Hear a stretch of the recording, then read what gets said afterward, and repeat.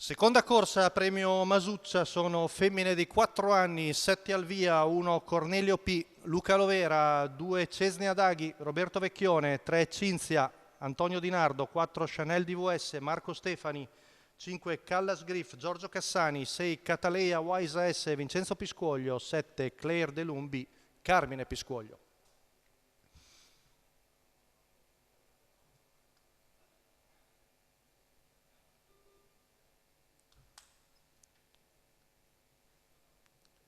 Stacco della macchina.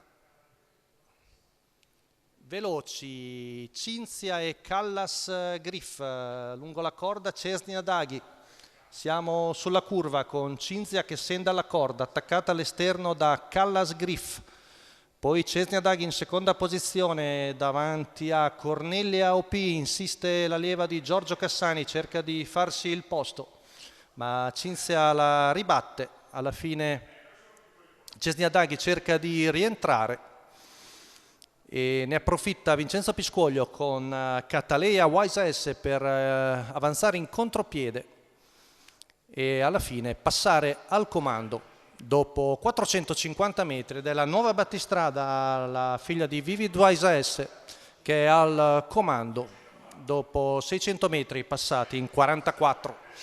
Passaggio davanti alle tribune, Cataleia Wise S in vantaggio su numero 3 di Cinzia, poi Callas Griff, all'esterno Cornelio P, pedinata da Claire Delumbi, poi Cesnia Daghi e Chanel DVS. Giro in 58,2, media molto veloce per la categoria, con in vantaggio sempre Cataleia Wise S e Cornelio P che si industria al largo. Poi lungo la corda Cinzia, Callas Griff e Cesnia Daghi, chilometro in 1,13 tondo tondo. Lascia la corda Cesnia Daghi, intanto insista all'esterno Luca Lovera con Cornelia OP che sembra sul punto di poter passare già a 400 metri dalla conclusione.